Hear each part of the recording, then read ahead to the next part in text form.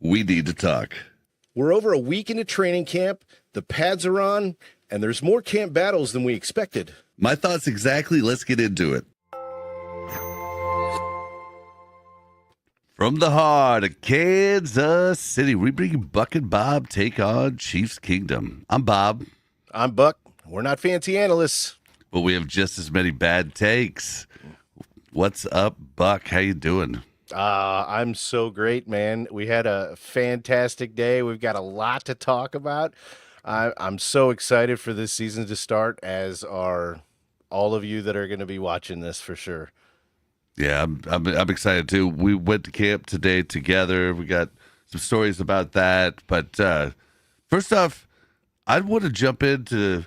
We did a news video, but we haven't got to talk about it yet. So I want to jump right in. We'll get to some stories a little bit later, but let's jump right into Josh Simmons, Jalen Moore, and Jawaan Taylor. That whole fiasco. So camp starts, and Jawaan Taylor's on the PUP list, and Josh Simmons goes in at left tackle. No questions asked. Just goes in at left tackle, and Jalen Moore, who we thought was going to be left tackle for the longest time until OTAs, plugs in at right.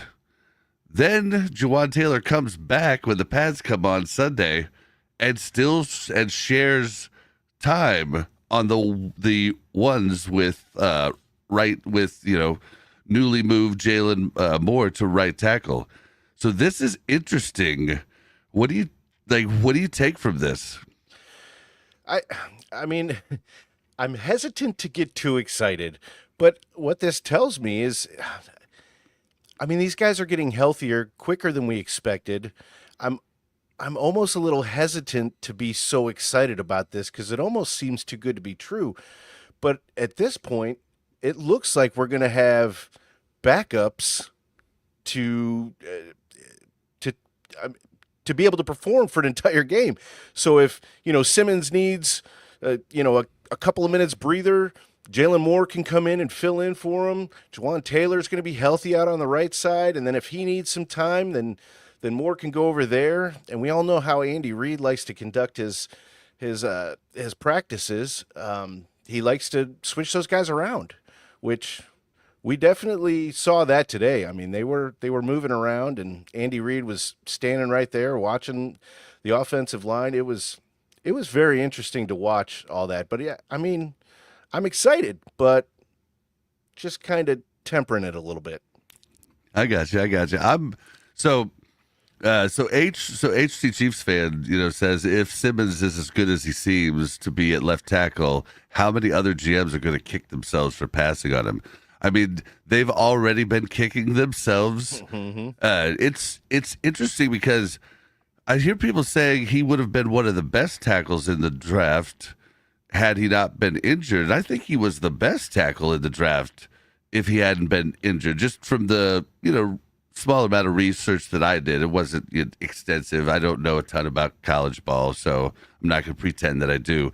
But I'll tell you, from the eye test going to camp almost every day, holy crap, Josh Simmons looks like He-Man. He looks like a mini Hulk, like the Amazing Hulk, the green guy. He's probably the only left tackle I've ever seen in my entire life that probably has an 8-pack.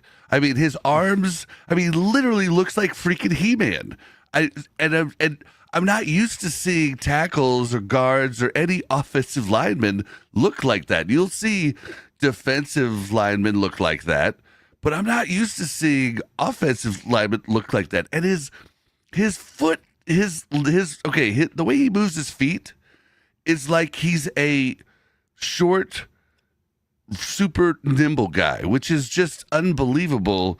Like when you see him in person and see how quick he moves to the left and to the right, it's uncanny. His power is what really surprised me. And I don't know why it surprised me. When you're supposed to be, one of the top three, let's just say top left three tackles in the draft, you expect power and you expect speed and you expect all those things. But when we were there today, we were sitting on the bleachers on the very end, and directly in front of us is where the linemen were kind of doing their thing. But I don't know about you at the moment, but I was more focused on, there was about half field, there was the wide receivers and the quarterbacks kind of doing their thing, working out. And that's, I was trying to see what Mahomes was going to do. I was trying to see how Gardner Minshew looked and the receivers.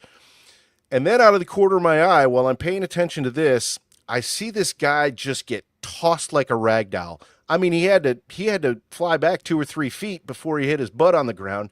And I looked over and I was like, "Who was that, Bob?" And you were like, "I'm not sure. I think it was Simmons."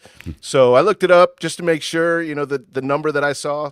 I didn't have my glasses. You came prepared with all the Yeah. numbers. Yeah, all the numbers, Because all the names. For everybody that doesn't know, throughout training camp and preseason, players wear same numbers. So it's extremely hard sometimes in preseason games.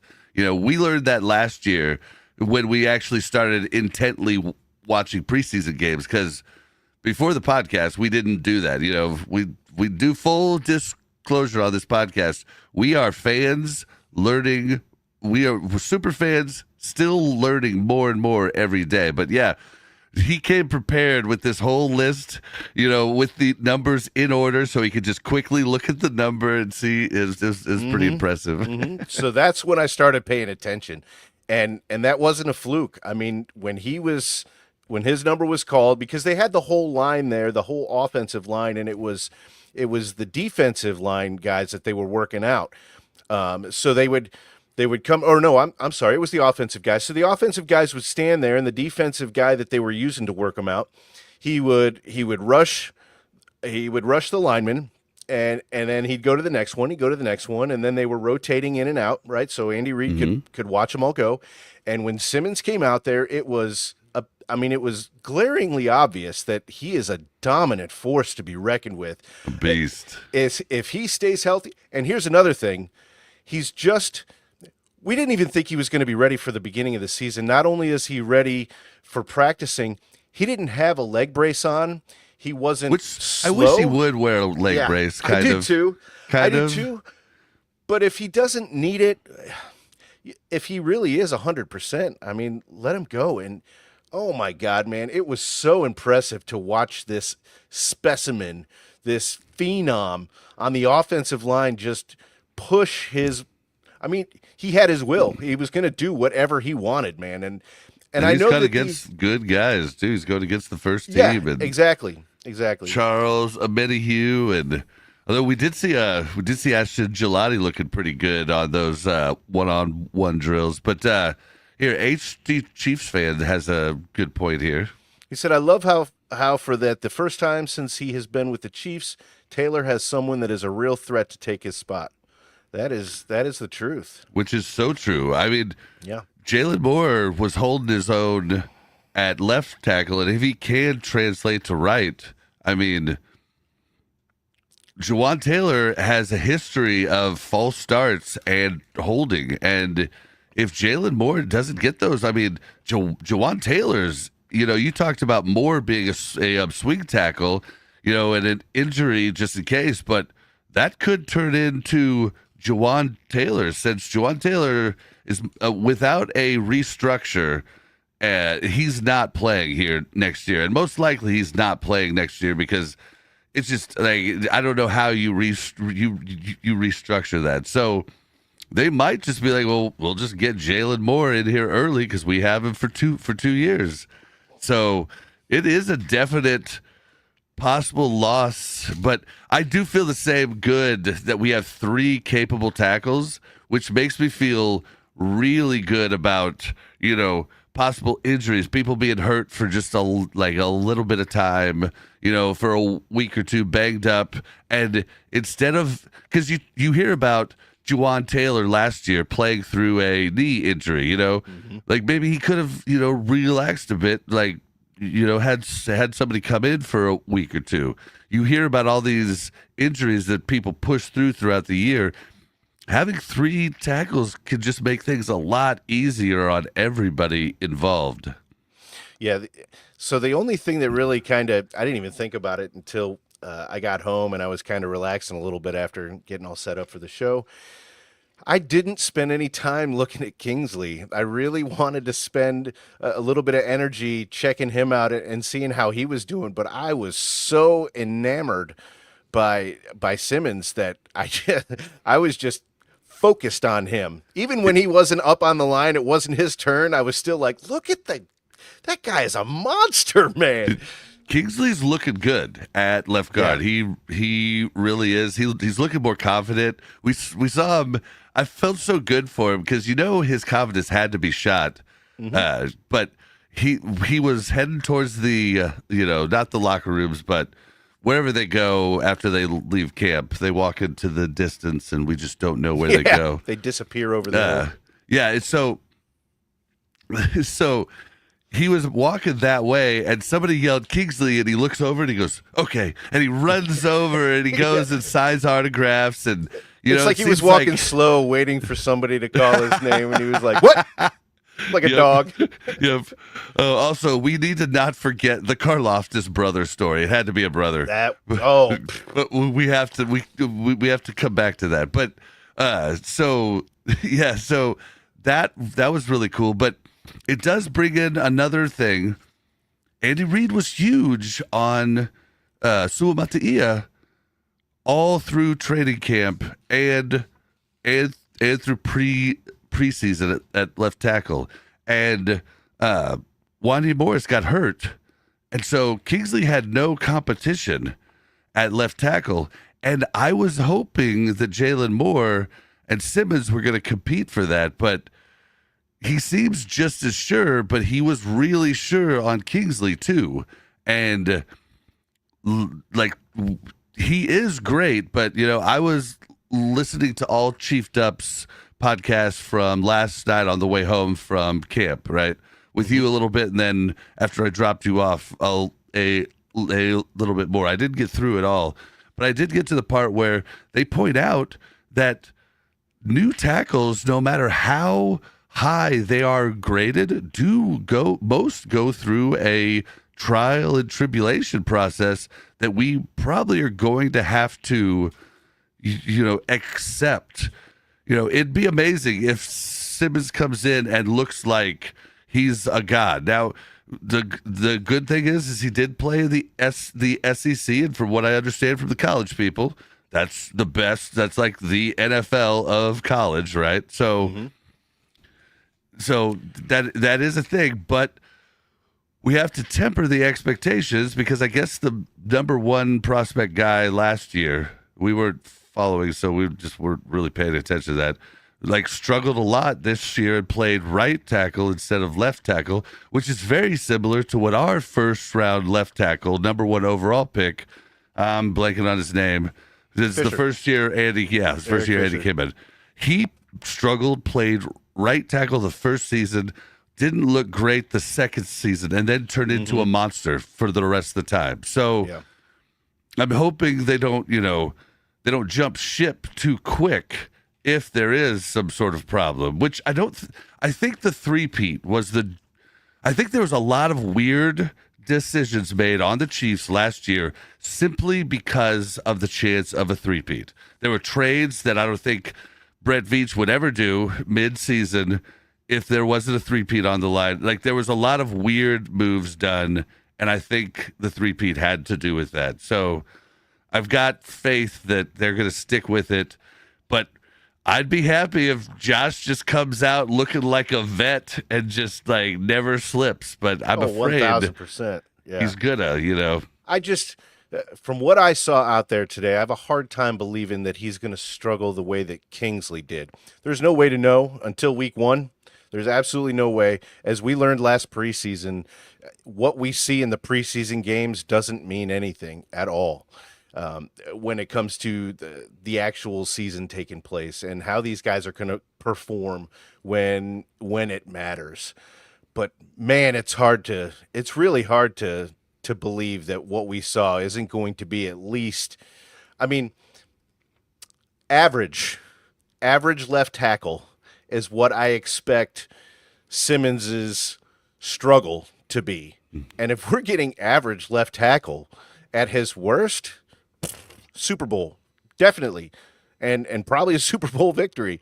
It's just he looked so.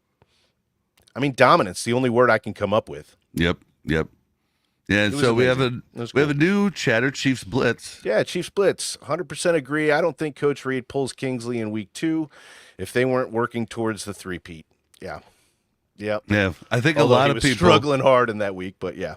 Yeah, I mean, we hear Andy Heck. We've heard out, after the season, Andy Heck didn't support that decision, and Reed was like, "No, this is it." I think a lot of decisions were made that were out of normal, normal decisions Chiefs organization top to bottom would have made because of the three-peat, and I get it. It was a chance to make history. So you do swing for the fences. You do take chances, So And it's that okay. struggle, that massive struggle at left tackle all season long, we were still able to reach the Super Bowl. If this offensive line can just hold it together this season, oh my, And the defense is this good. is going to be amazing. I think the defense is defense is going to look good. better this season than we did last year. That's what I'm saying, man. Remember after the draft, and we're like, man, we got all these guys that are all going to be contributors, and then we're like, well, hold on. We said the same thing last year, and of course, last year was the first year that we did it, and so we were really just kind of pumped up for this whole new venture that we were taking on. But this season, things are just looking so much better, and it's hard to. That's why I keep saying I'm tempering my excitedness. It can't be as good as what we're seeing, because if they're going to have a perfect season the way I'm seeing things right now. I think HC Chiefs fans says it's best. I can't remember the last time that we fans had so much excitement about O-line competition to start the season. Yeah. We had the opposite of that. We had dread. We're like, oh, Kingsley's new and he's really young. Is he going to be able to do left tackle? I don't know. Andy seems pretty sure about it, but I don't know. And now we're like, who's going to win the battle? It's so cool. Melissa Miller, I haven't seen this name before. Thank you for commenting. Kingsley will make an incredible guard, though. Yeah, Bob has been saying that since early last season, actually. I think he'd even be better on the right as right guard as right too. guard, yeah. I think, but I think he's gonna excel there a lot more than he did before, and he looks confident. I'm happy for the guy, and he is a beast. I mean, we know he's an athlete, so. These things take time, and offensive linemen in the NFL take time to build. That's why they're such a coveted resource. Yeah, and that's the size. I keep talking about the size of these guys. You said it actually when we first got there today. It's like, it's so crazy. I mean, we can see them on a football field, and we know they're big. They're massive human beings. But, man, in person, to see them up close, it's just like, good. I mean, how did I this remember happen? standing next to Reed, and it's rare that I have to look up to somebody, and I'm 6'2", and I'm just like, hey, what's up, Reed? And it's just it's nuts how big they are, and they're just specimens out there. It's crazy when you get to see them up close. And honestly, for most people, camp is where you're going to see them up close. That's where you're going to get to the closest to them. And it's crazy how close you get to be to the players. But Melissa Miller says also she's just all horned up. must be an all chiefed up fan just like us. Huge fans of that. Yeah. Oh man. I guess HC Chiefs fan. You guys all know each other. You guys all go into different chats and know each Different other. chats, yeah. We're getting to know you guys, but we're happy you guys are showing up for ours here. Yeah. Appreciate it. Oh yeah, no, yeah. The speed. I mean, let's see if we actually have enough speed now to where Andy will do more. I've talked about this a lot. Like, we don't do a whole lot of line pulling plays where like the left guard goes to the right side or the right guard goes to the left side. We just don't do a ton of pulls.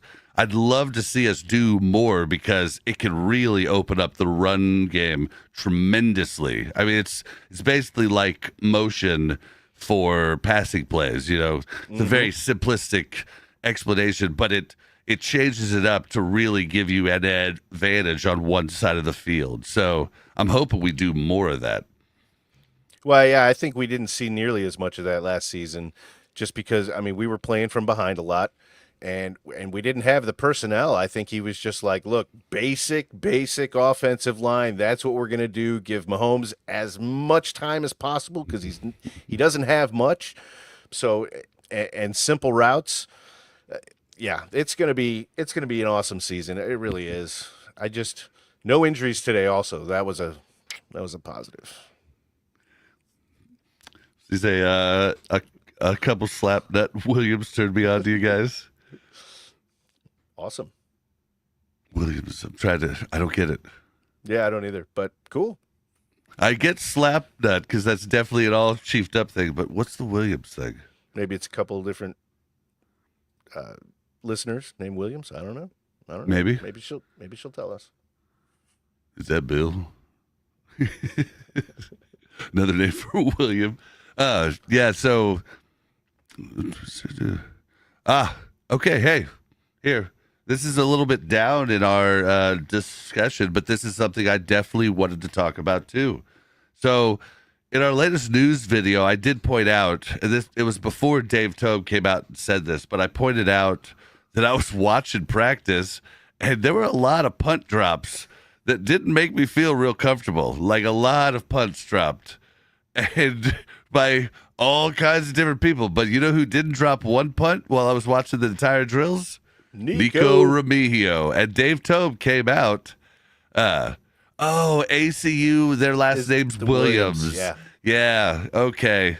Mike and Steve Williams. Yes, I actually heard that, but, you know, I try not to dox people, so I guess they put it out there, so.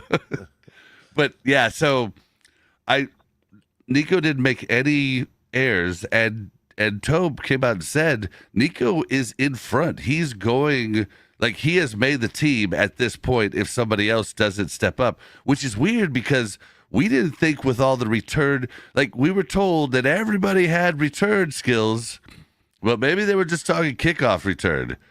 Although Tobe did talk about Brashard Smith and said he's one of the better catchers. He's excited about him. But Nico could actually make the team when he might not even be able to produce on offense. But then there's Tyquan Thornton that's just killing it right now.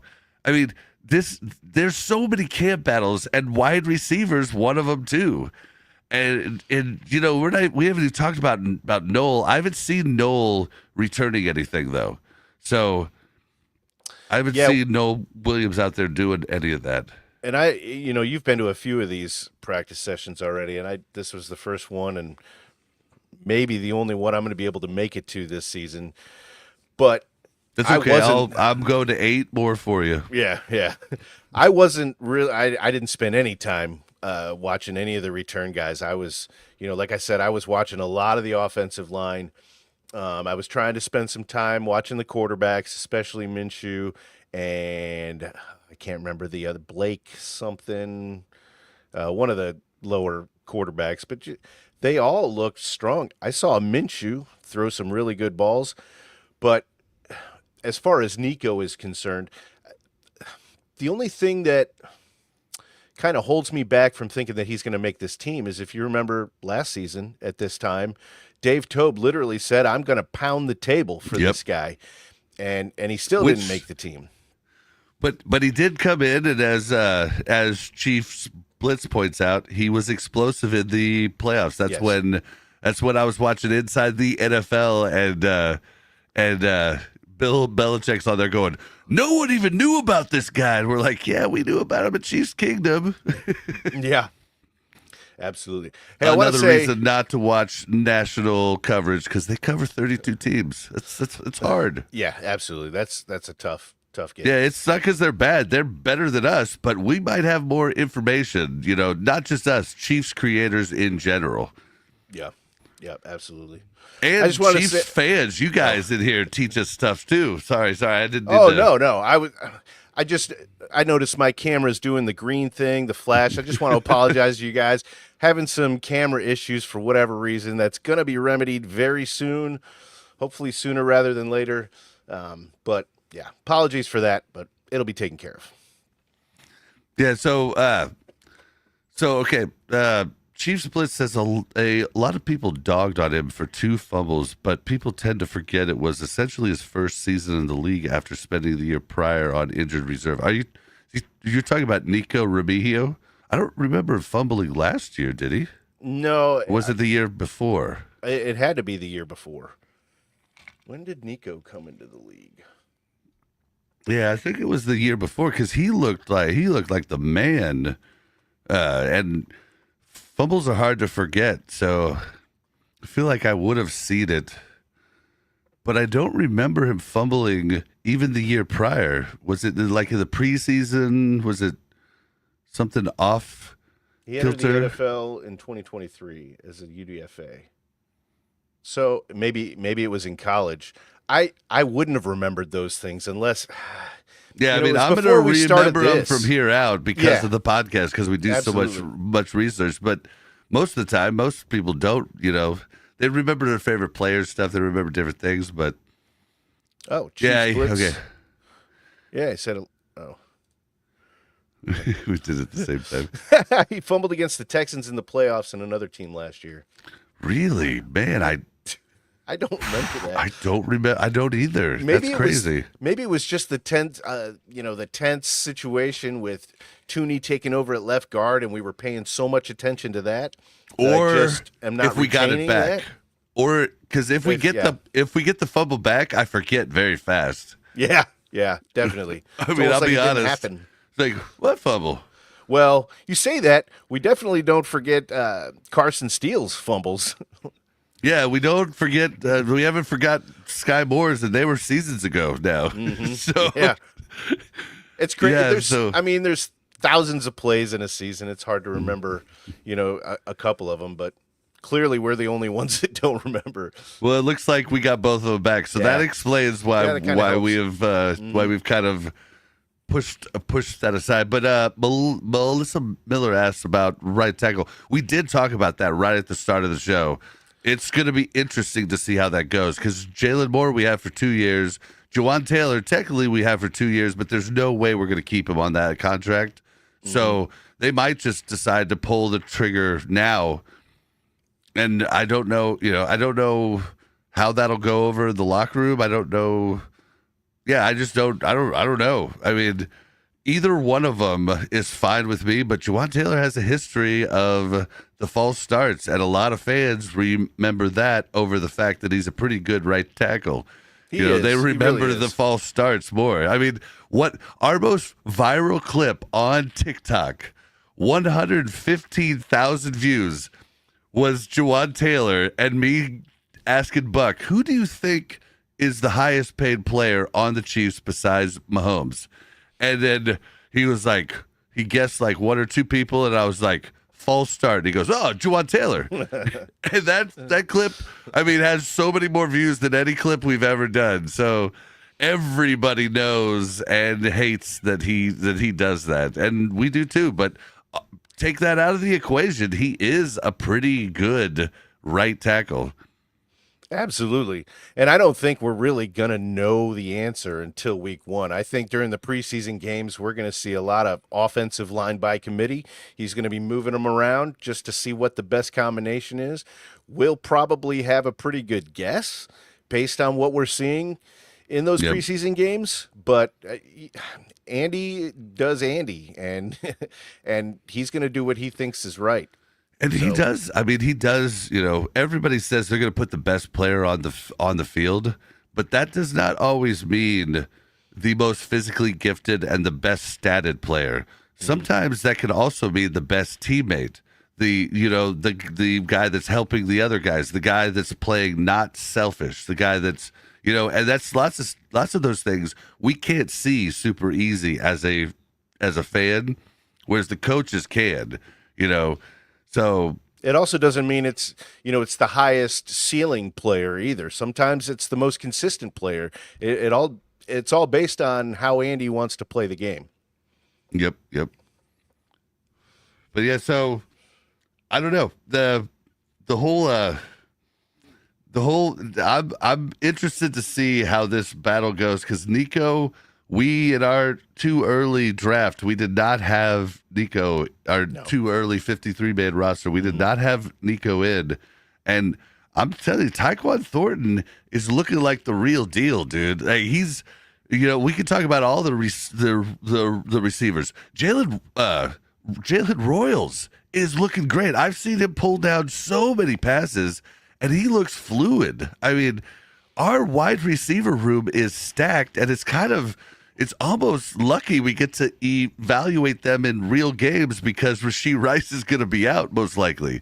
I mean, the suspension is bad, but this is a really good part of that suspension is getting to actually see what an extra wideout in this room can do in an actual game rather than having to cut him before preseason. So, and just the fact that you'll be able to put him on training squad, maybe the week after because everybody else filled up their roster, so there's some good things to it. And I'm excited about Royals having to step up, unlike Worthy last year, who had to step up to the number one receivers, and what pressure he had to perform on. And as a rookie, and he did it well. Overall, man, I'm very impressed with how he did. There was a lot of improvement he can make, definitely, and we saw that happen as the season went on, thanks to DeAndre Hopkins and his kind of coaching and mentorship. But Jalen's going to have to step up if and when Rice goes on suspension, but he's not going to have to step up to that first slot. He won't have that pressure. He'll just have a few more looks in a game, or he'll get a few looks. But I'm so excited. When I was watching the receivers today, which I said I wasn't spending the whole time, I did not see one drop pass today. Not one. I thought I did, and then we were watching that one drill where they were catching the ball and then throwing it down immediately, and then they would turn and cut and then go upfield and then catch another one. But the first time I saw that, I was like, did he intentionally fumble that?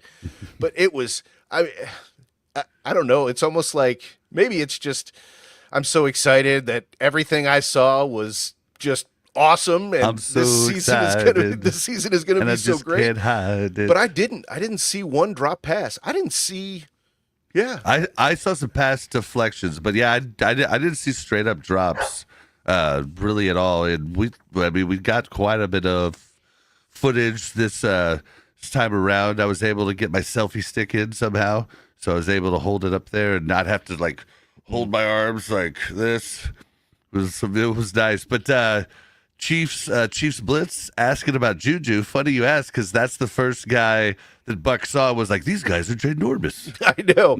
He does not look that big on TV. And I know it's because we only see them standing with each other, on the field and with each other on the sideline. And so it's like, it's like me and you, the height difference is the same thing over there. But instead of, 5'10" and 6'2" for you, it's 6'3" for the little guys and 6'10" for some of the big guys. It's crazy, the size difference of these guys. So impressive.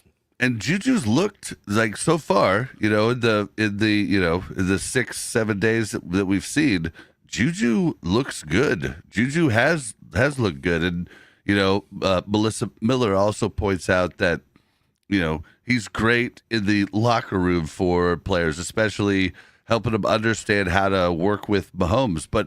With Nico stepping up and Thornton stepping up, I mean, Juju's going to be the slowest guy on the receiving core, and we were positive he was going to make it too, but I don't know that anybody else is going to do the dirty work that he is willing to do. So I'm still feeling pretty much like Juju's going to make the team, so. Probably. And there was a kid out there today that had all Steelers gear on, and he had one of the terrible towels, and Juju wasn't anywhere near him signing autographs, and one of the Chiefs personnel noticed it, and she was like, let me see that towel, I'll get that. She took it over, and he got this big smile on his face, and he signed it, and then the kid gets it back, and he was I love seeing the kids out there, not only because I have kids myself, and I love to see kids having a good time and enjoying themselves around the sport that I love. But that means that the next generation is going to be enjoying this, and everybody's passing it on to their kids and grandkids. We saw that grandfather as we were walking Yep. with his two grandkids, man. And the I two think- kids at the start then went, Travis Kelce, and then the one looked at the other one and he goes, "That's him. That's the guy. That's the guy." And I That's was the like, guy. Yep. I was like, dude, to be young again. Oh man, Yeah. oh, it's so cool. I just wish I was going to be able to make it to more of these this year. Yeah, it is. It is really fun. Chiefs Bliss also asks another question. Do you guys truly believe we will see the deep ball return this season successful and consistently? I mean, it's Did you or definitely did you not order the code red? You're damn right I did. Yeah, it's coming back. It's coming back. If we have three capable tackles, it is coming back. If the left side can hold and Mahomes can breathe easy, now maybe it doesn't come back right away. Like Mahomes is going to be twitchy for a little bit. He's like, he's going to keep looking over his left shoulder. yeah. But if he feels comfortable, he's going to start to come back to him, and I think that'll be huge. And the one thing I'm worried about is the rushing game. If we can't get the rushing game or the screen game can do the same thing. But if we don't have something that gives us positive yards, when passing the ball off at the line of scrimmage, whether it be a screen, whether it be a pass to the flat, whether it be a handoff, then double safety is still going to be out there. We need them to fear the running game. I don't know if we put enough into that, but we'll talk about the running game here shortly. You got me wanting to talk about the run game now.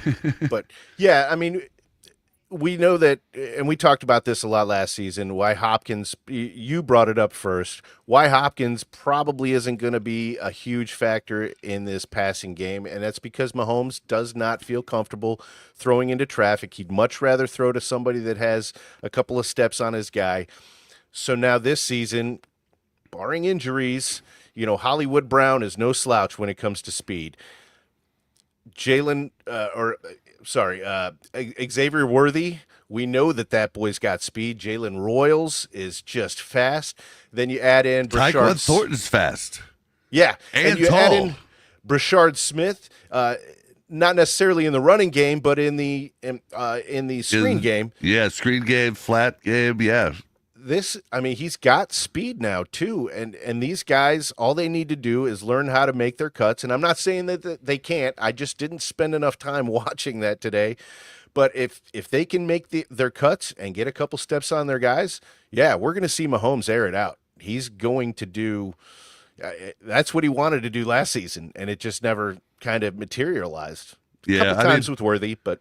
I mean, and you talked about, we talked about on the podcast, when nobody was listening, but it's still out there if you guys want to, fact check me. But I said, as soon as we traded for Hopkins before he ever played, I said, this is going to be weird for Mahomes because he's never had a guy that he can just trust and throw it to and trust that he's going to come down. He had Tyreek, but he was throwing it long, and he knew Tyreek was going to get under the ball regardless. But as far as throwing like a 20-yard pass or a 30-yard pass to, a guy that's covered, he's never really done that. And he, so I was worried if he would be able to do that and have the trust with Hopkins without an off season, to build that rapport. And It turned out that I unfortunately was right, which sucks, but yeah, it sucks because it's just not his game, it's just not his game. Because he we had a wants it to be potential right. Hall of Fame wide receiver, and he just wasn't able to utilize his strengths. He did it a couple of times. If you remember, I think it was the second game that he came in and Mahomes was under duress and he threw it into triple coverage and Hopkins came down with it. And I remember specifically that moment you and I were jumped off the couch. We're like, oh my God, it's happening. Everything is going to happen the way that we thought it. And then it just kind of, it just never really happened that way. But I mean, we saw his greatness on the field, and it just sucks that Mahomes and him couldn't connect more and make it happen. But, as far as this Chiefs team is concerned, like I said, we've got a lot of speed out there at wide receiver. Barring injury, I just hate even bringing that word into it. I know. At this man. point, after last season, it's like you almost got to expect that we're going to get hit with the bug at some point. So, but barring injuries, this is going to be an exciting season. It really is. Yeah, it's going to be great, and yeah, I mean it's going to be great regardless. I mean, I loved the seasons back, when we didn't win crap. I mean, I still wouldn't go to weddings on a Chiefs game day. Like, I don't care who you are. You should have scheduled it on game day. There's 16 of these a year. Don't schedule anything on Chiefs Day. Like, sorry, I don't care if, you've had to schedule this a year in advance. You should have known. Yep. Which now is a lot harder because we used to always just play on Sunday at noon for the longest time. Yeah. So it's understandable when people mess up now because it could be any day of the week because we play all the primetime games, which is nuts. Just going back. What do we got here from HT? I agree. It's great seeing the kids out there. Just a shame that he's been misguided into being a Steelers fan. Wait, who are we talking about? The kid when we were talking about at training camp today, the kid that got his towel signed by Juju. Okay. Yeah, Okay. Yeah, it's great to see kids out there. Yep.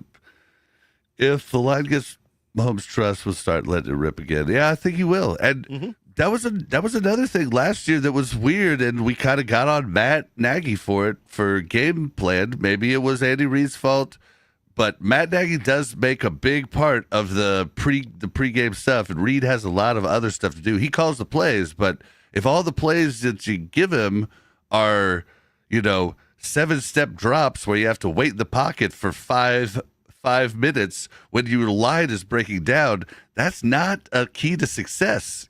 So like more slants was a key to success. I'm no expert, but works in Madden, right? No. Oh man, but yeah, so yeah, I think it's going to come back. We're going to have more time. If the running game and the screen game and the pass to the flat actually is scary, we'll have safeties creeping up, which will open it up for Mahomes. And then just trickery, We haven't even talked about Kelsey either. No. Kelsey looks good, dude. Kelsey looks young. Dude, Andy was even talking about it like, oh, crap. You can tell he's lost weight.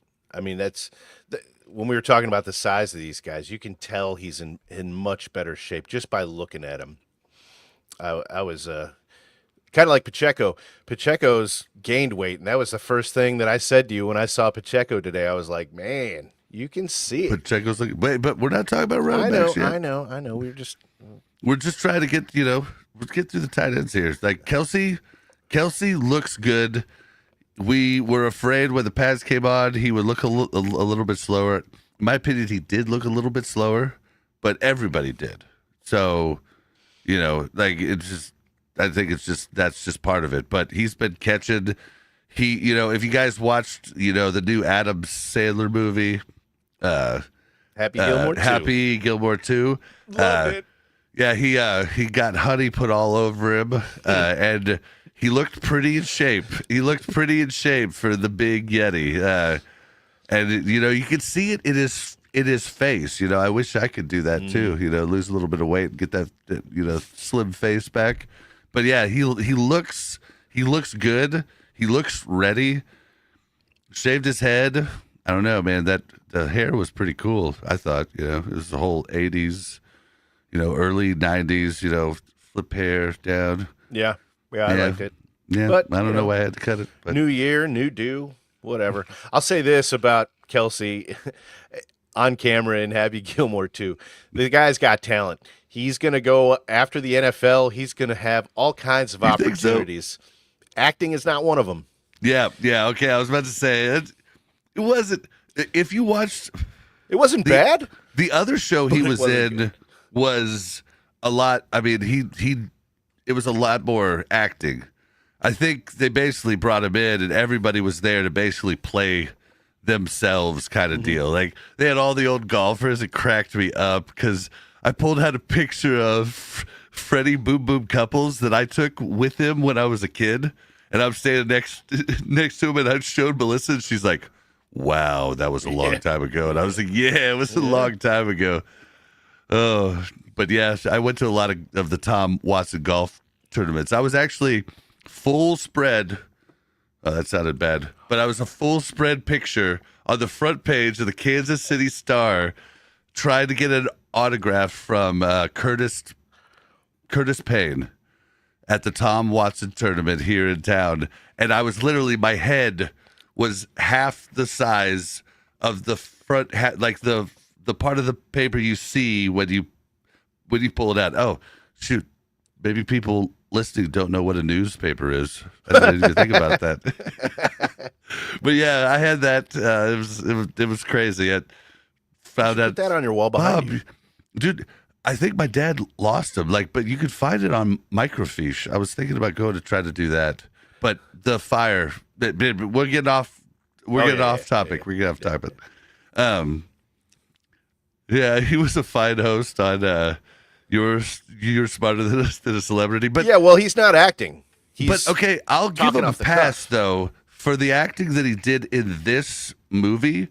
You were kind of supposed. It was supposed to be fit. slapstick. You It know what I fit. mean? Yeah. Like it's not like Adam Sandler. We know that he could do really good acting with what was the Jules, the one where he was a pawn guy, like he had a pawn shop.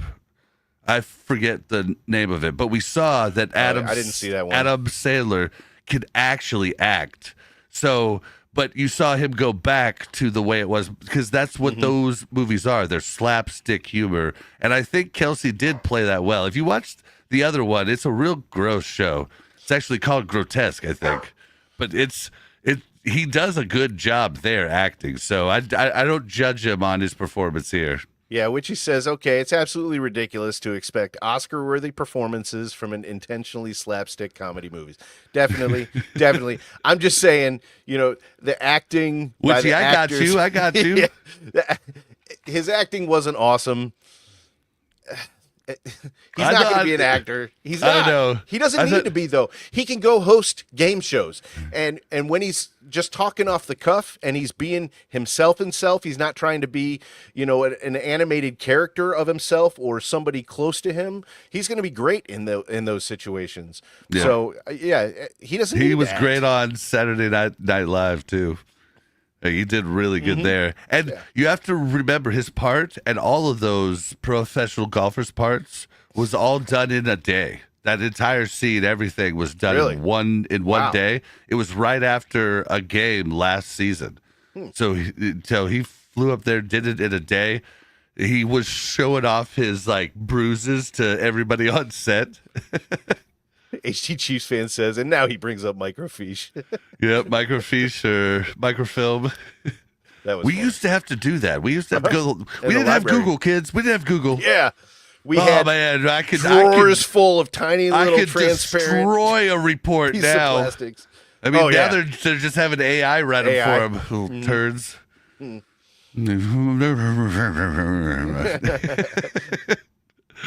Oh man, so yeah, so I don't know. Do you have anything else to talk? Like the wide receiver core looks great. I mean, that's just going to be a cool thing to watch going forward. Was there anybody we didn't mention? Really, I can't think of. I mean, I don't think so. Carson Rusty Steele, Rose I didn't saw talk about. catch a few balls lined up at tight end today. Saw what's his name who came back? I don't know. Tight ends are looking good across the board. We've got what's his name coming back that got hurt all last season, Wiley. Oh yeah, He's looking good. What was it, Donovan? Was that the other one today that came back that was catching a bunch of balls today? I don't know. I wasn't watching the tight ends because they were doing that.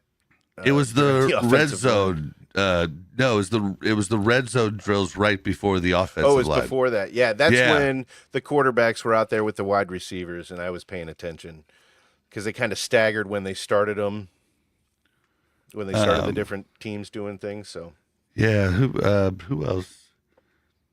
I don't know. We could probably move on to the. all Never right, I got to Saw give Happy. Brian a little bit of shit here real quick. He said he never saw Happy, but he enjoyed Waterboy. How can Oh, you you not? Yeah, you should go back and watch Happy Gilmore. You need to see. Yeah, go watch the original. Even the dog seconded. Do you hear that? Yeah, he's like, what? He said, "Yep."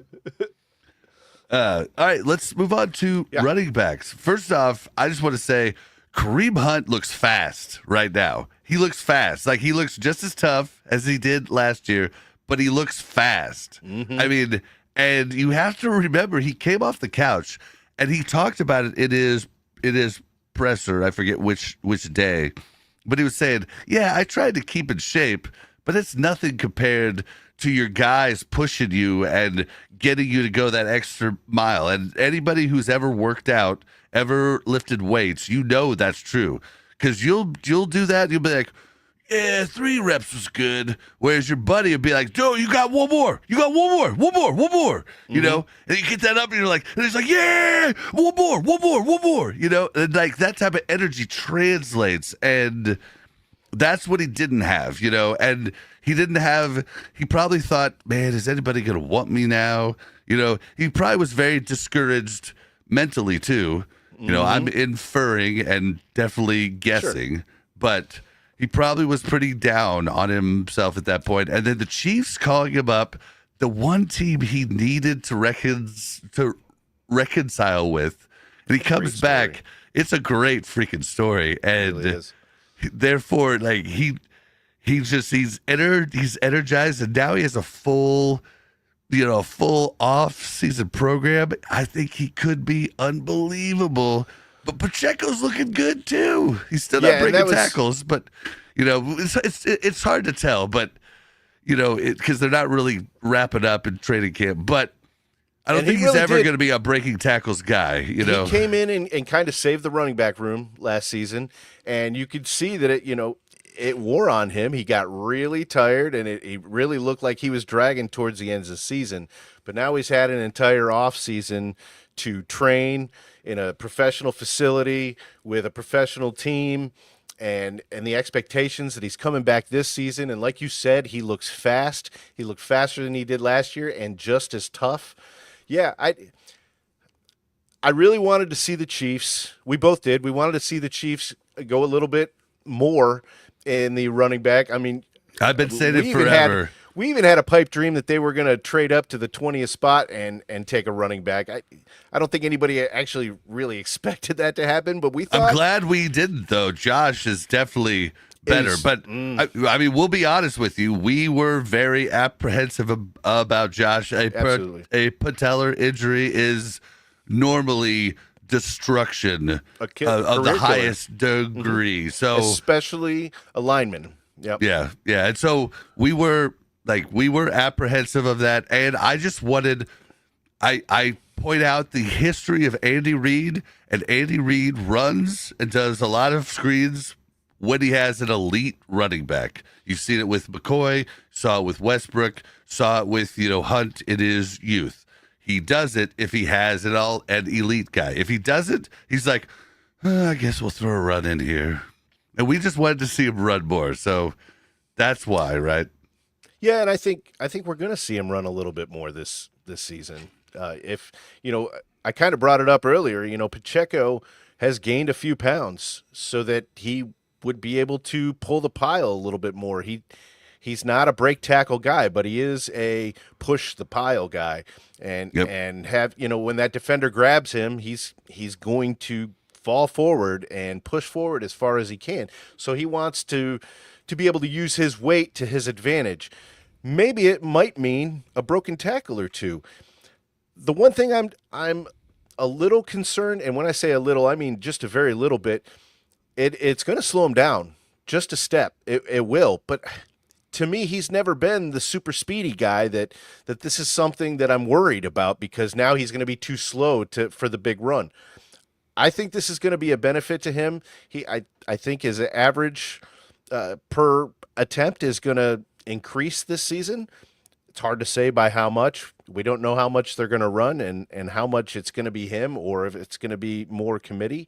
But, the way that Hunt was running today and so far in the training camps, it absolutely could be a committee. Yep. It might not be a Pacheco as your main guy.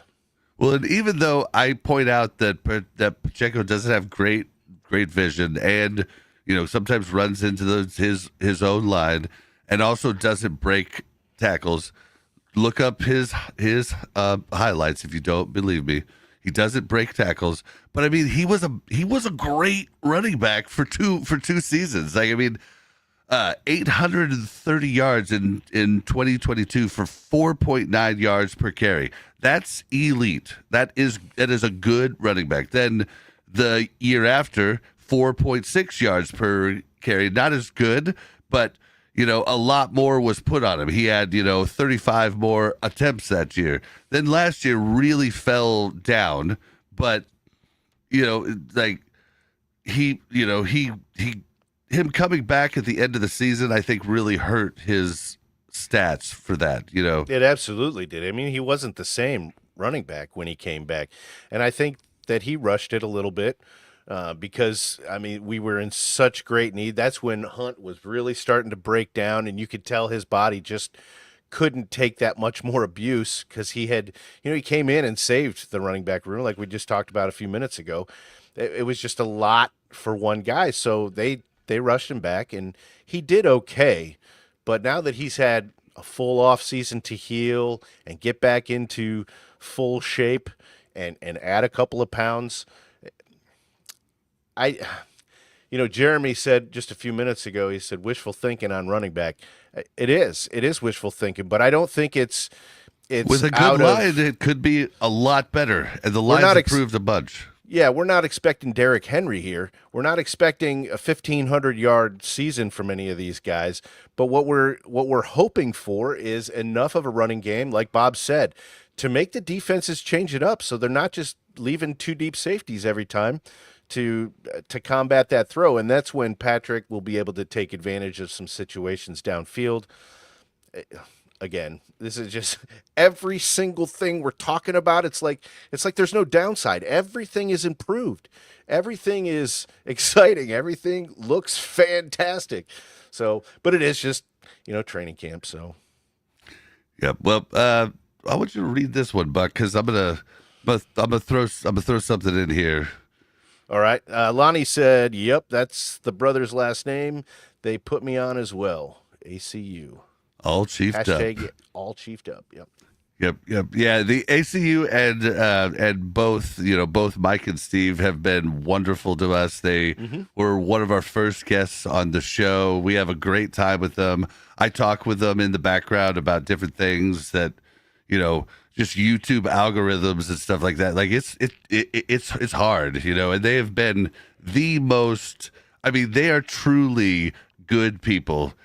And lots of content creators will be like, I'm not doing nothing. I'm not going to try to help you out, where, they've been just some of the most gracious people. And speaking of they're very good at what they do. We're going to get to actually meet up with them in real life. Yeah. This weekend, Saturday, at Zarda Barbecue in Blue Springs. August 2nd from 7 to 9 p.m., we're going to chew with the crew, all chiefed up, chew with the crew, and it's going to be a blast. We're going to get to meet anybody who comes up there. We're going to have a blast meeting you. We're going to have a blast meeting them. Any creators that might come, we're excited to meet them. Anybody who knows me, I've done podcasts for years, and my last podcast was Warcraft Reloaded, and I brought different creators on every week. I mean, it was different streamers, different YouTubers, esports players. Sometimes I interviewed the devs, but I brought different people on to get different opinions every week. It was an awesome show. if I could get more collaboration with any other Chiefs content creators, I don't care if they're big or small. Like I brought on both on my old one. We'd love having, getting broken out of our echo chamber, and different people do that. So yeah, Bob gets we're started hoping. talking to me sometimes. Well, we're stuck with me, pal. We're hoping to meet you guys out there. I'm pretty sure Buck has it figured out. He's going to be there too. Me and my wife Mel are going to be there. Mel's on the show post game shows only, but she'll be coming back to the show soon. But yeah, we're going to be out there. We'd love you guys to come out there and get a big turnout for all Chiefed Up. They're great guys. They are. I mean, I don't BS. They are my favorite podcast in Chiefs Kingdom. I never miss one of their podcasts or their videos. So I listen to a ton of them, but theirs I never miss. So make sure you check them out if you haven't, and make sure to come to Chew with the Crew if you can, because we will be there and we'd love to meet you. Yeah, I think it's going to be a big turnout. Can't wait to go have some barbecue with the boys. Oh, an HD Chiefs fan can't make it this year. That's a bummer. I know. It's really looking forward to meeting him in person. That is a total bummer. But it's a great ad. It's a great ad. Yeah. Can't wait. Can't wait to see you guys. All right. So let's get back into it. All right. For Brashard Smith. Brashard Smith, I've been seeing just catch. I mean, his hands are good. Like his hands are good. I'm seeing him catch punts. I'm seeing him catch from the backfield. I'm seeing him go in motion and get catches from the slot. I'm just seeing him catching all over the field. I haven't been super impressed with his run attempts, if I'm being honest. Haven't really. Yeah. I don't see everything. Like I'm there at camp, but you can only watch one thing at a time. Yeah, and I need to bring binoculars. Like that's what I need to bring, or like a monocular or something. Because the trick is Matt Derrick told us a tip on his podcast. Said look for the big camera, and I've been using that tip, and it's a great tip. But they're not always just right there on that corner. So there's often times where I can't see over there, even with my glasses, and so it'd be really nice to have like some sort of binocular or something. Yeah, Melissa said this a little while ago, and I just kind of tucked it away until we started talking about the running backs. She said if the line gets Mahomes' trust, he will start letting it rip again, and I hope Andy finds his play sheet from Philly with the plays for McCoy. That's very possible. I hope the same thing, but I've been talking a little different in the play sheet. I've been talking Westbrook. I mean, he played in Philly too. So Yep. And that was under Andy, I believe. Yep. Oh yeah. I think the playbook for McCoy and for Westbrook was probably pretty similar. Well, but McCoy was probably better, Like Brian Westbrook was an awesome running back for a few years, but I think Brashard Smith is going to follow the line of Westbrook, where he was really more of a threat in the receiving game for the first 2 seasons. I'd love to be wrong, and he just turns out to be an all-purpose back, but I don't think that's going to happen, actually. But I really think he's going to be big in the passing game this year. Every time you say the name Westbrook, all I remember is I was playing fantasy football, and late in the season, he was on my team, and I was about to win if he would have scored the touchdown, but it was late in the game in a end of the season game, and they already had the win, and he went down on the 1-yard line to secure the victory and secure my loss. And that I've never forgotten that, man. He bit me in the butt. And he was on JJ's team, I'm pretty sure. I'm not even talking about JJ. That's pretty sure that's he twice. was. That's twice you brought up his name today, and I just don't understand. No, he wasn't on JJ's team. He was you were playing JJ. Oh, I was playing JJ. Yeah. Yep. That's quite possible. I don't remember. which made it to where you hated it. Because if you were playing me, you'd be like, oh, that was just. I know, dumb." yeah. Good game, buddy. But it was. But JJ's that type of guy that you just want to beat. Yeah, because you want to see the disappointment in his face when, because in his mind, because he's he going to talks win so much every shit. game. Yeah, he did. Yeah, he did. Oh, Well, he's not going to be in our league this season. So, Dude, a guy we haven't really talked about, Elijah Mitchell. Or is it Elijah Mitchell? yeah, think so. from the Niners. Yeah. Yeah. So he's actually looked good too. But every time we watched him take a snap, we're like, oh, don't get hurt. Don't Yeah. Andy's gonna put the red shirt on him instead of Mahomes. Don't touch the running back. Oh, Brian. what? We're not even talking about that, but it's a great question. We'll put the question up. Who's worse, Sky Moore or Andy Heck? Sky Moore. I'm going Sky Moore. Yeah. Sky Moore. Sky Moore, more and more all day. Well, Sky Moore's not making the team. Andy Heck is. So there's that. Oh, that's so funny. Chiefs Blitz says, did you know the Chiefs haven't carried more than 3 running backs since 2022? Well, the initial 53-man roster, now, because we added in, right after the 53-man roster last year, we added in Pirine, which put us above 4, or put us at 4, and then we lost Pacheco, and then we added in Hunt. But then there was also Edwards-Helaire. Yeah, it's all getting hazy to me now. But Yeah. but Carson Steele was labeled a fullback, but is technically under the running back tree, so I don't know. But Yeah. I Yeah, think but he it's very possible we take 5 running backs this year. And just because Carson Steele might be considered a tight end backup, halfback backup, full-time fullback, and because Brashard Smith might be considered a receiver. So technically it would be 5 running backs, but it would actually still just be 3. So Yeah, I don't know. but I think he's not going to play as a wide receiver. He's going to be a running back who is. Yeah, a but they're receiver going to on the consider him a receiver, but that's just a guess. It's just Brian, a we're total not going to guess. read your comment because we're done talking about him. We're done talking about him unless he unfortunately makes this team. Oh, And if he man. makes this team, it's going to be a sad Monday live stream. Yeah.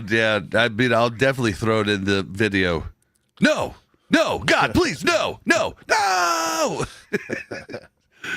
Oh, good old Office. I still wanted Kadarius Toney gone way more than the other guy that we're not going to mention right now. Yeah, he who must not be named. Yeah. But Kadarius Toney was just, dude, he was getting in Twitter battles with fans, and like he was all sorts of in the wrong place. Like it was very much a Brown type of deal.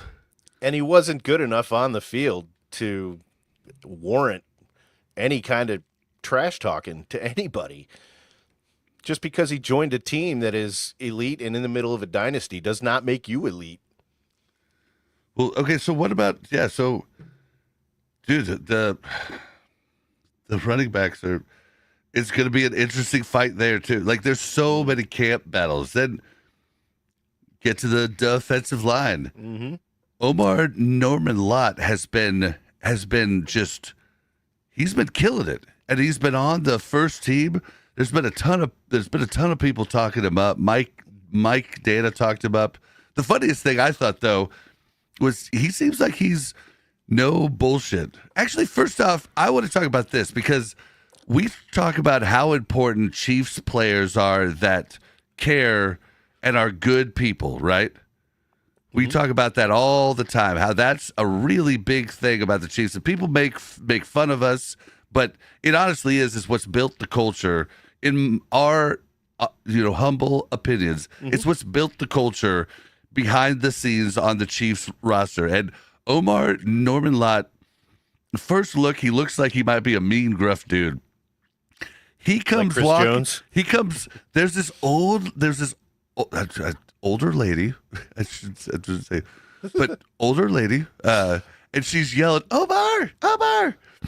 And he comes walking straight to her, and gets her called up front so she doesn't have to fight the crowd to get in, and gives her the autograph first.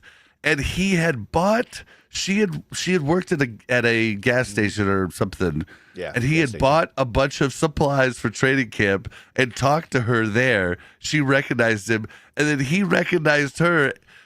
She goes, I was working at blah blah blah. And he was like, yeah, no, at the blah blah blah. And he signed her autograph, went straight to her. It was and that before the just- training camp. It was the day he got drafted. Yeah, He stopped yeah. at no. The Or day the day he he signed. signed. Yeah, the day he signed. He was at her gas station and probably buying snacks to party it up that night and and kind of go crazy. Yeah, and he recognized her and he pulled her up. That so many cool stories Yeah, like that. yeah. So many, it's when you go to training camp, it's not your average fans that are out there. It's the super fans. It's people like you guys that are listening to us right now. People that love the Chiefs are out there, and you can feel it, and they know it, and they appreciate it, and they take every opportunity they can to come shake hands and sign autographs and give you a few seconds to say, "Hey, buddy, how you doing? Thanks for coming out and supporting us," and all that. And like you said, that it just kind of ties in with the whole personality of the team. They want that positive guy. They want the high energy, positive guys that are going to do that kind of thing. Yeah, that are And they're this just team good is people. chock full of them. Yep. Yeah, just good people, and young people. Like, think back to your early 20s. You were for sure influenced by the people you hung out with. If you say you weren't, you are a liar. So just them having so many good people in one area, it rubs off, man. It rubs off big time. And yeah, I think he's Well, a you're a great, product he's of a your great environment. addition. But I love how he talked about, he comes in and they ask him about Creed going up against Creed Humphrey, and he goes, "That's a brick wall." And then everybody laughs, and he goes, "No, I'm serious. He's a brick wall." Like, it's just like, it kind of goes into Brian's question here. How many regular season losses? Oh man, he just hates Andy Heck. Have Yep. been on a Andy Heck's underperforming O-line units postseason. And I'll give you Postseason losses. one last year's Super Bowl. If you look back at the other Super Bowl we lost from Tampa Bay, we had 4 linemen hurt. Like Andy Heck can't change that. So yeah, And last season was really just a lack of talent. and we in the look at most important Creed, spot. we look at Trey, we look at all of these other guys, we look at even Jawan Taylor.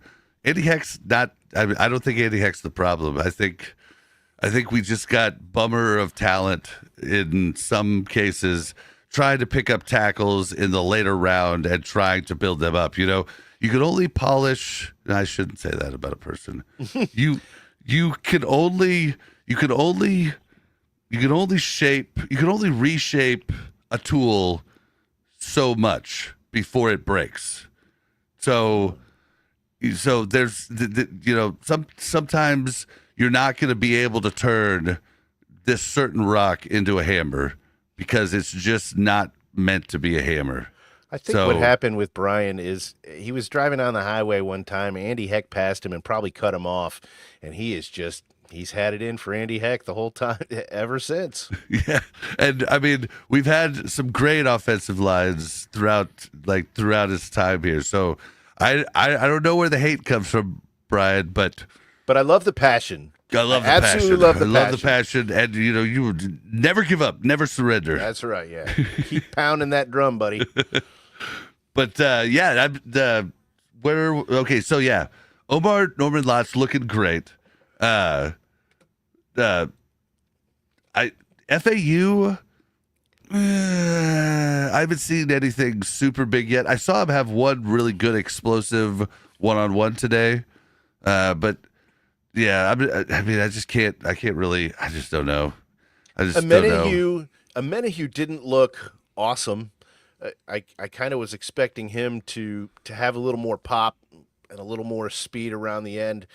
Again, it's just training camp, but I guess if there was a downside, that I'm not super excited about, yeah, I would say FAU and Amenahue could use a could use a little extra practice.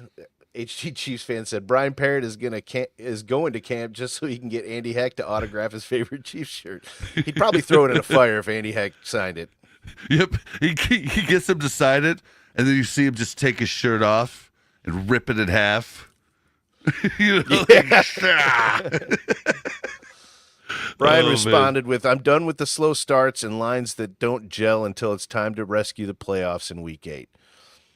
I get your frustration. I can't, yeah, man, I can't argue with you there. But I think, just like last season, it was just a circumstance.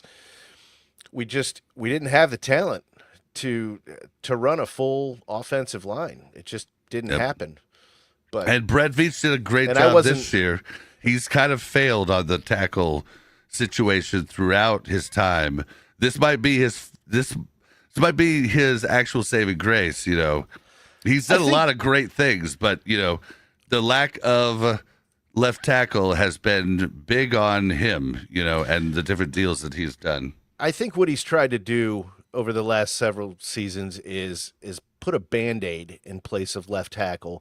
And you can get away with that at a lot of different positions. But this is the second most important position on the team. And putting I think he just learned finally, you can't just slap a Band-Aid on there and hope it's going to work. It worked up until the Super Bowl last year, and then it really didn't work anymore.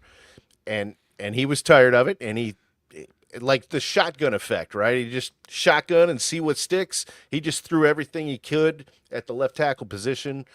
And like we talked about very early on here today, it's almost the exact opposite of lack of talent. If Jawan Taylor, as good as he is going to be your backup tackle, that's a good position to be in for this team. That's the best position for this team in a lot of seasons. As long as Juwan Taylor, if that were to happen, as long as Juwan Taylor can take that type of benching and losing his spot. Well, if he can't, then we just have two really good tackles and a guy pissed off on the bench. Yep. Well, dude, a guy that looked really good, Gelati, man. Gelati is quick off the snap, man. He is quick off the snap, and he looked good. We got to see Tamba today. We didn't get to spend any time. There was the Redcoats, the ambassadors, the Chiefs ambassadors. There were a lot of them there today, and so they had a couple of activities. We did see him. He did stop and say hi for a second, but he was kind of busy. That would have been a question I would have loved to, because that's what we talked about in our interview with him last time is, we know he works with George Karlaftis. Is he trying to work with Gelati? And he, in a roundabout way, said that he's not going to reach out, but he'll definitely assist. And I know George was trying to get him time. The kind of guy that I see Gelati being, and that's very limited because he just got drafted, and I haven't seen a whole lot from him, but from everything I've heard, he seems to be the kind of guy that if a legend offers some assistance, he's going to take it. So I kind of wonder if he spent some time with Tamba over the last few weeks. Yeah, I would have loved to ask Tamba that, but yeah, he was super busy. We could have had a chance to talk to him, but we were really trying to get more footage too. So, we just couldn't miss the drills. But then when we finally went over there, they were getting gathered to go over and sign autographs, and we just kind of lost our chance there. But we did. Speaking of other defensive line people, we look back at the end of the day, and we see a mini George Karlaftis walking Literally. towards us, and we ask him, "You've got to be George's brother," and he goes, "No, I'm not related." And literally his VIP name tag said something Karloftis. Yeah. And I was like, okay, It had to be his brother. you're obviously not wanting to talk to fans and not, very outgoing, so I'll leave you alone and just let it go at that. But he literally looked exactly like him. It was hilarious. Yeah. What was he, 15, 16 years old? Something like that? Maybe 16, yeah. Maybe late teenager. I guarantee you, if you looked at a picture of George Karloftis' high school yearbook, it's this kid's picture. There's no chance they weren't related. Be the weirdest doppelganger ever. But then Karloftis comes over and he didn't even go over and talk to him, really. Like, he just kind of stood over on the side. It's like He took a couple of pictures with some of the other it was Chiefs family. Yeah. People waiting for autographs, and Yeah. a lot of the guys were stopping by over there saying hi. But yeah. Yeah, it was Sifting was Nuggets. pretty cool. Hi, folks. Thanks for joining us, Sifting Nuggets. thank you Love Nuggets. the name. I love nuggets too. Chicken I think nuggies. I'm going to probably have some chicken nuggets for dinner. Some So yeah, barbecue what have we not sauce. hit? What have we not hit on? I mean, so one thing I heard in press conferences today, McDuffie was asked about Justin Reed's leadership and if he was ready to take the next step and become a leader out on the field, and he kind of, in a roundabout way, in a long form answer, came back and said, "No, I'm not going to be a leader on the field, but I will be a leader off of the field on the sideline." He basically said, his intention for leadership is going to be on the sideline, helping people understand what happened the play before, but I don't think he's going to be a commanding general in the heat of the moment, which is fine. Some Yeah. people do that, some people don't, And we don't want you to try to step up into a role that you're not comfortable with or you're not great at. That's one thing the Chiefs don't really lack right now is leadership on the defensive side. You got Chris Jones on the line. You got Nick Bolton in the middle. I know Drew Tranquil is helping with a lot of the pre-snap reads.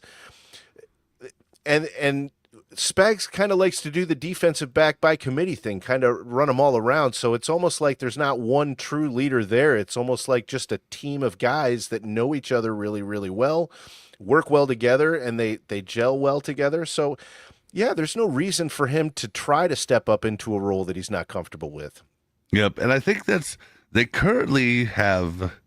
been having Mike Edwards and Brandon Cook as the two safeties, which I find weird. I feel like Jaden Hicks should be in there, but maybe it's the fact that I think both Edwards and Hicks fill more of a free safety role, whereas Cook is kind of like the strong safety role if Shamari Connor is going to be working the slot. But McDuffie's been working some more of the slot. If Fulton comes back, who has been out on the PUP list for the entire start of training camp, it should be okay. It was an off-season knee surgery that he had to get some stuff cleared up. He should be back, but I'm a little worried. Like, I feel like Shamari Connor should be playing the strong safety type of role rather than Cook. But we'll have to see, because Cook is good, but coming back from his injury, he really couldn't change direction very well. Anytime I saw him have to change direction, he was lost cooked. his guy. Yeah, he was cooked. But the Mike Edwards, that's probably why he's in there over Hicks, is leadership. So I'm hoping Hicks can step it up, because I really think Hicks getting in as the starter is what we want. But with Mike Edwards there, it's going to be hard. Yeah, he was very impressive last preseason. He was one of the two guys that we were really, really big on. It was him and Carson Steele we thought were going to be surprise starters by the end of the season. So I think he's just learning. Maybe it's one of those things where they're going to start the season with Edwards and then allow Hicks to kind of grow a little bit more and really learn, how to run that position. as a starter. I after the way that he performed last season and in the playoffs, he was great. Hicks was fantastic. I mean, So Hicks led our team with 3 picks. Like he had the most picks on the team, so and with I'm like a little, 25% of the snaps. I'm a little perplexed that we're not talking about Hicks as the starting safety out there right now. To be completely honest with you, to me, I think it's just an experience thing. You know, Mike Edwards has a lot more game Helped us win a experience. Super Bowl when he was Yeah, here so before. Yep. and there's no reason if he's playing at a very good level, why rush Hicks progression? Why not just let him continue to get better and learn the defense and learn Spags? I think there's great things ahead for Hicks in the future. I really do. Yeah. Yeah, I think I think it's very possible, but it is weird. It is very weird. I just expected Hicks in that role right off the bat. I mean, but I kind of should have known with Edwards getting pulled in, but I don't know. There's still a chance. I mean, nothing's locked in. Like we're just at the beginning of training camp. We got training camp and all the preseason to go. So there's a lot more to happen, and there's a lot more that could happen. You know. Yeah, absolutely. I mean, injuries are going to happen, so we're going to get thrown through a loop, regardless of Yep. everything else. Absolutely. And one thing that I love about Andy Reid is he's not afraid to change things up. You know, he's not going to throw a name in there just because he's a name with a great past and he owes the guy something. He's going to put the best player on the field in the position at that moment, and it could change play to play, drive to drive, game to game. We don't know, but I do expect Hicks. I almost expect him to be the starter there by maybe mid-season. But Yeah, we'll see. We'll see. I would be surprised if he isn't. If he isn't, there's something weird. I just Something don't know. that we're not hearing, something that we don't see. Uh, Casey Colossal says, "What are your expectations for defense this season? Pure dominance over the AFC West and the rest of the NFL. My Embarrass expectation- offenses." Mine is more sacks and more and faster pressure. We know we have the run locked down. Like Nick Bolton keeps that locked down. I would like to see faster pressure and more takeaways. That's what I'm thinking we have a chance to do. But we still haven't seen Noel Williams out there, the ball hawk. Still got to see what Fulton can do without Hicks out there. I don't know. But I'm expecting more pressure. That's what I'm expecting right off the bat here with what we've seen so far. Like we really made a push to improve the defensive line, and I don't think we lost anybody that's really that huge compared to the people we added. And what I'm really, and I don't know if expecting is really the word to use here, but I'm really, really hoping and optimistic for something we touched on a week or two ago with Karlaftis was, his sacks last season tend to be coverage sacks. It takes him an extra step or two to get to the quarterback. He's relentless and his motor never stops, and I love that about him. But I'd like to see him getting to the quarterback before he has a chance to scramble a little bit more. And I really do think that he's got that in him. He's getting to the quarterback. I mean, quarterback hits, quarterback pressures. He's up there. He just needs to wrap the quarterback up. I think he was coverage sacking the years prior. I think last year he was getting there. It's just not wrapping up. Hey, there's a 20 bomb from HD 20 Chiefs bomb. Hell yeah. Yeah, buddy. Oh, he said, "Have a great evening, gentlemen. Keep bringing the great content." Well, yeah, if you keep coming and listen, we absolutely will. Thank you so much for joining us. Sorry you have to go. See you next Monday, buddy. Thank you for the 20 bomb. All right, well, I don't know. What else you got? I got to take my dog to the dog park pretty soon. I got to get back to camp tomorrow for more. So, Yeah. what do you have here? Do you have anything to end here? Anybody have any questions in chat? Yeah, for me, I'm just going to have to get my heart rate down after today. We got home at 2 in the afternoon, and my heart is still pumping. After we got done prepping for the show, and we had a couple hours before we started tonight, I I went in and started cleaning. It's like I can't even sit down and just relax right now. I'm just all over the place. So Yeah. It's and I'm having we a hard time also sleeping tonight. we also got to meet Matt.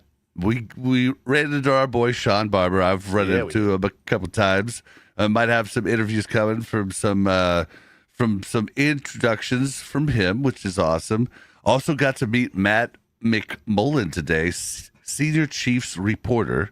Matt McMullen. I don't know who the junior Chiefs reporter is, but he's the senior Chiefs reporter. He's on Defending the Kingdom with Mitch Holtis. He does a great job. Got to talk to him. That was great. Might yeah. I asked him for something. He didn't say no, and he didn't say yes. So we'll see if it happens tomorrow. It was kind of one of those things. He was like, I mean, just do it. Nobody's going to stop you. Yeah, we'll just have to see if I get to do it. I don't want to tell anybody and jinx it. So we'll just have to see if I get to do that.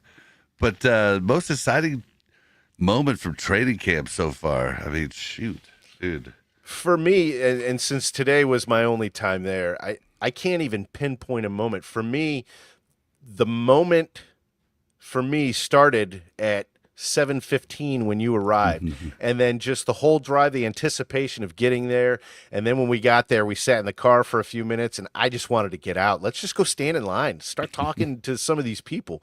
Everybody's talking. Nobody knows each other, but everybody's talking and excited about this. And then we get inside, and it just keeps getting better and better. We were the last people out of the training camp, pretty much the last people, other than We're literally the last employees. Yeah, I was trying to. And I just wasn't ready to leave. Yeah, I was trying to stick around to say hi to Mayor Lucas because I know him for reasons.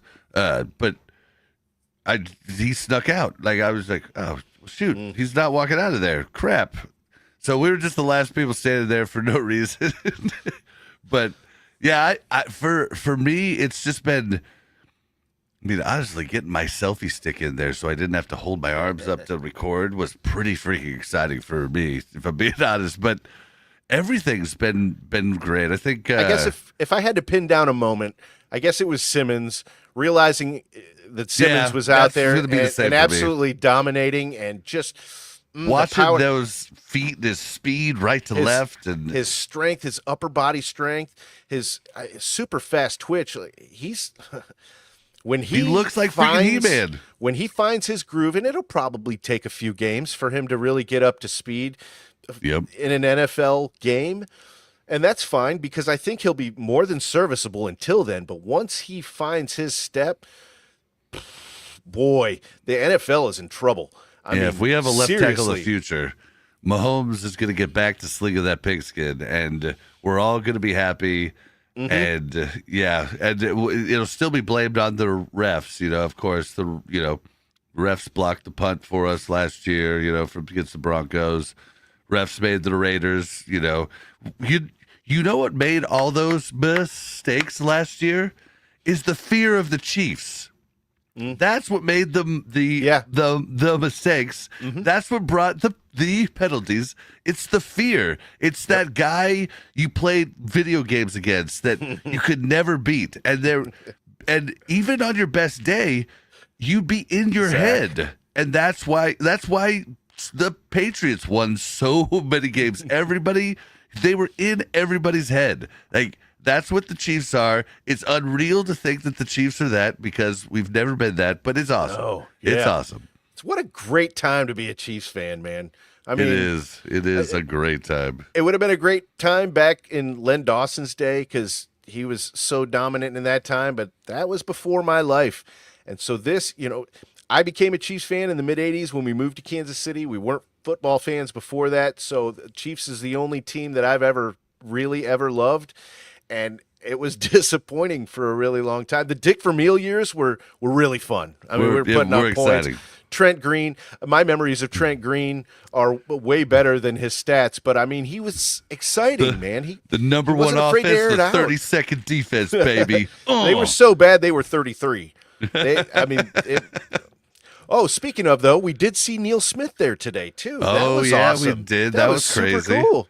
Yep, that was Buddy really Bell. cool. Buddy Bell was looking good. Bobby Bell. Oh, yeah. Don't you take away a Bobby from the NFL. He gave me a fist bump. Yep. Yeah. The Chiefs legends were there. It was all just super cool. It's been super cool. I can't wait to go back tomorrow.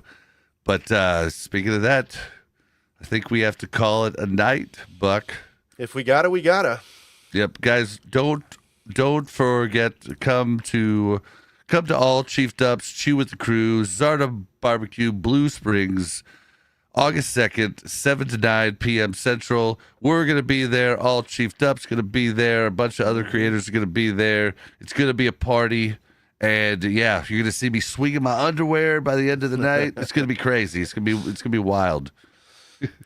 Yeah, thank you everybody for listening. KC Colossal, HD Chiefs fan, Brian Parrott, Jay Kelsey, Sifting Nuggets. I love that name. Who else we got here? We had we had Melissa up here. Stanley Mooney, Chiefs Blitz. Stanley's been around for a while. Appreciate you. Witchy was a little bit quiet today, but she had some good things to say. Lonnie Pyramid, thank you very much. Terry Speed, he said something. He's a Broncos fan. It looks like we didn't bring that one up. Yeah, but thank you for listening. Thank you for commenting. We still appreciate it. Jeremy Bloss. Yeah, I think that's what we got here. Melissa Miller. That's who it was. I wish I would have told the Broncos fan to email us. If you end up catching the end of this, email us. I'd love to have other creators from other teams on prior to games with you guys. I'd love to have a cordial back and forth, nothing hateful, nothing mean, where little friendly rivalry talk. Yeah. Like, be fun. Rivalries are supposed to be fun and friendly. It's only the Eagles fans that, have turned it into something gross. Yeah, talking to you Eagles fans. No, I know a ton of Eagles fans that are good people too. So we would love to have that friendly banter back and forth. That would be great for pre-shows. So anybody that knows other creators, have them email us. We'd love to see it. If you want to know where to email us or where to find all of our links, it's at buckandbob.com, BUKNBOB.com. You can find all of our links there. Buck, where can we find you specifically? You can find me on X. It's at Buck_tastic. That's BUK_B TASTIK. And as always, you can find me on Facebook. You can find us both on Facebook together. Yeah. Yeah, but go give Buck a follow. He needs some follows, guys. I do. It'd probably help if he tweeted. If I was a little more active, yeah. And you can find me on X at Blazin_Bob. That's BLAZZIN_BOB. Thank you guys for hanging out. We're getting more people watching the podcast. We appreciate you guys. We appreciate chat so much. Sometimes we can't get to all the chat, but we really appreciate it. And you guys make the live shows so fun. So we hope to see you next time. You give us so much to talk about. It's great. Yeah. I thought we can't express our appreciation enough. Yep. So yeah, we'll see you guys. We'll have another news video out sometime here. I've got a big week. I go to training camp tomorrow, Shine Down tomorrow night, training camp the next day. Then we talk with some possible sponsors in the evening. Then Thursday, I'm okay, but then we got Chew with the Crew Saturday. Friday, I work at the golf course. I mean, we got all kinds of stuff going on this week. It's a big week. I'm going to be really, really, really tired. And, your voice still makes me want bourbon, though. Well, you drink that bourbon, my friend. Poor Mel. She gets your time on the weekends, and you're going to be absolutely bushed by the weekend. So, Yep. I'm going to be chill time on the couch. Be a little tired guy. But yeah, go drink that bourbon. You know, beef. It's what's for dinner. Bourbon. It's what's for dessert. Oh man. So, Buck, you got anything to finish the stream? Yeah.